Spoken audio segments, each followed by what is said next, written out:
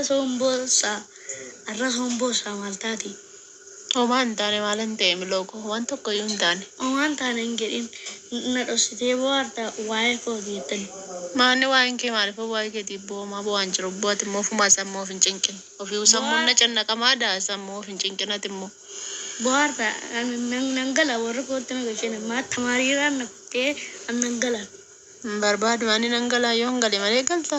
Yoon galeen galta yoon galeen immoo galtu bakka malee maani nangalaan. Zimjee mee gizii galuu isla maaliifan si fidee amma immoo maaf galta. An barumsa warraan nu qottanii to'an nangalaa nu gashaa. Barumsa irra maal waggaa dhufutti deebita rakkoo maalii qaba? Rakkoo ati akkoon koo baay'ee dubbachuu hin danda'u. Akkuma argitan jechuudha. Baay'ee tokko bu'aa waanis ni jedha na duukaa jechuudha. Hedduu bu'ee cinqama. Baay'ee haasa'uu hin danda'u garabbii. Mataan koo na dhukkuba. Inni illee na dhagaa jechuudha. Dhossee waraabe. Viidiyoo kana dhossee waraabe baay'ee tokko bu'aa. Bakka argineen gaddaatiin cinqaman illee isan cinqamu laalee isan bo'uu laaleetu na duukaa bu'a jechuudha. Sababii koo cinqamaa jirtu. Sababii koo bo'aa jirtu. Nagalchinaan jedhe nagalchinaan galaa akookotti na deebisii homaa tokkoyyuu nan godhu jedhe abbaan koo homaa tokkoyyuu nan godhu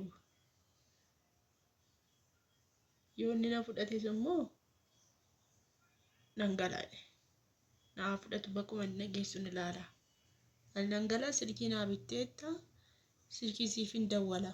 Rakkoon tokkoyyuu hin jiru kanaaf boosseef hin cannaqilniiti nagashinaan jedhe nan deema atis boosseef hin cannaqinii mataa keessa of hin dhukkubsin naan jedhe mucaa xiqqaan kun akka nama guddaatti jechuudha. Nattaasa'eetu na duukaa bu'a jechuudha. Dhugaa baay'ee sammuun koo na dhibbate baay'ee sammuun koo na cinqamee sammuu laale innis hin bu'aa jechuudha. Boochaam nattaasa'uu dadhabe argitanitti miti hin haasa'u. Dhugaanis hin jedhe dhossee waraabee viidiyoo kana. Ammayyuu ifa taa'e moobaayilii ilaaluutti jira. Iddoo sireen taa'utti jira kuna.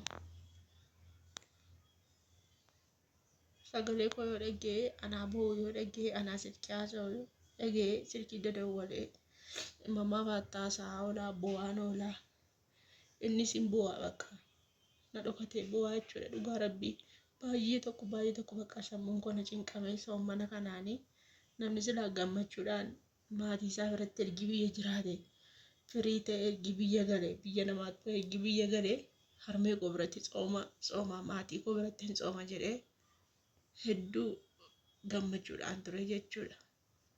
Garuu ammoo carraan koo ergi kana ta'e waan an godhu tokkoyyuu hin qabu. Beewan dhugaa rabbii baay'ee na dhiphisa baay'ee tokko dhugaa baay'ee mucaan akkasittiin na dhiphisaa jechuudha. Ani kan inni mucaa kana galchuu dhiisee fi isinitti meen jira. Bakka na dhabe mucaa koo fuudhee deemee silkii harkaa fuudhee maaliin na dawwala mucaan kun ofumaa haasa'a malee amma mucaa kana yoon galchee silkii harkaa fuudhee maaliin na dawwala. Manni ittiin dawwalee mucaa koo argadhu hin qabu jechuudha. Manni ittiin mucaa koo ilaaluu hin qabu jechuudhaan wallahi.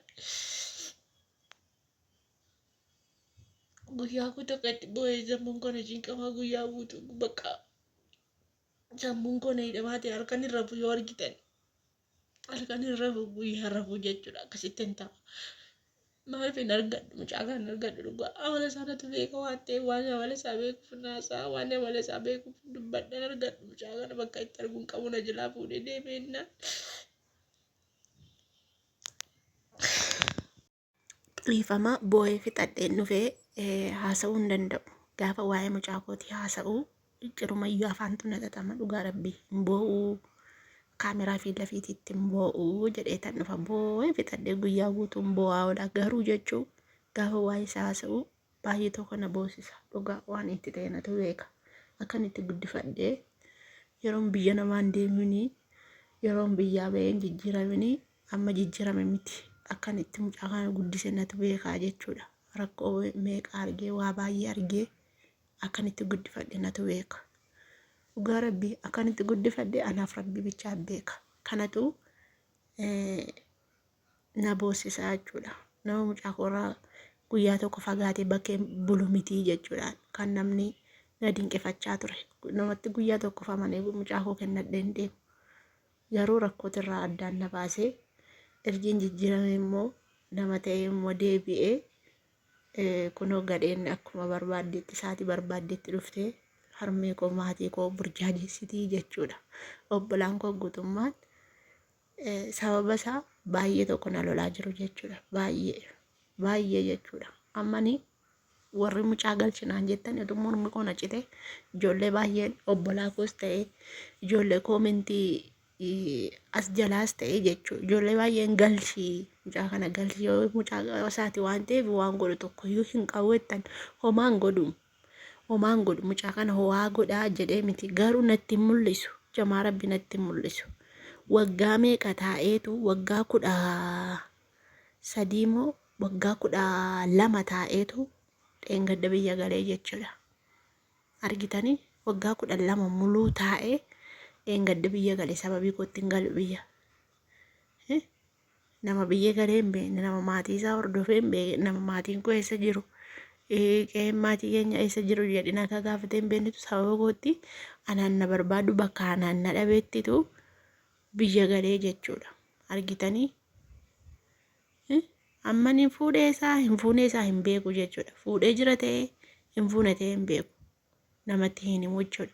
Obbolaa isaati silkiin dawwala fuudheeraa yeroo hin jedhu hin fuune jedha nuti hin beeknudhaan hin beekani. Nama waa'ee isaa namni hin beeknedha. Kanadha kan akkamittiin mucaa koo fuudhee itti kenna. Akkamittiin mucaa koo fuudhee inni sababa kootiin sababeeffatee mucaa koo fuudhaadha malee mucaa waa godhaa miti. Dhala isaati homaan godhu. Mucaa homaan godhu. Garuu anaan natti hin argisiisu. Anaani abadan ija kootti hin argisiisu. Ani immoo mucaa kana dhabee jiraachuu miti isaan amma biyya ormaa kana waggaa 7 wayii taa'ee dhufeyyuu akkatti sammuun na badaatu yuutuubiin kun jiraate ijoollee wajjin wal argee yeroon qabutti yuutuubii irratti fixuu baadhee yeroo yuutuubiin qabaatiin gara waggaa 2 mataan kun na darbaa ture halkanii guyyaan boo'a. Halkanii guyyaa mimmaanni na cobaa ture jechuudha. Sababa kanaatti amma immoo ergiin gadee dhufee ishii tasgabbaa'ee hojjetadhees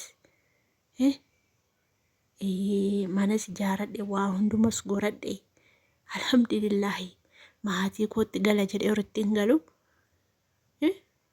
kunoo amma immoo kanatu na eeggate jechuudha. Jireenyi duuniyaa kanarraa bu'aa baay'ee qabdi. Dhugaa rabbii baay'ee jechuudha. Yerootti itti gammadee dhufee maatii koo bakka mucaa koo wajjin ta'aa jedhee akka nama tokkos mana ijaaradhee maatii koo biratti haati koo qe'ee ishee dhiiftee qe'ee kootti galtee mana koo naa eeguu mana ishee dhiiftee jechuudha. Mana kootti galtee mana ishee dhiiftee jechuudha. Itti gammadettitu kun akkasittiin seexani. Maaliifan Finfinnee kana keessaa mana kiraayee fudhadheen birriin narraa hafe moo kan hin jeetti birrii 10,000 kaffalu. Isa baqa bara. Isa baqanii dhufee as keessa mana kiraayee fudhadheen mana koo gatee jechuudha. Sababii isaatti hin kennu mucaa koo hin galchu dhugaa.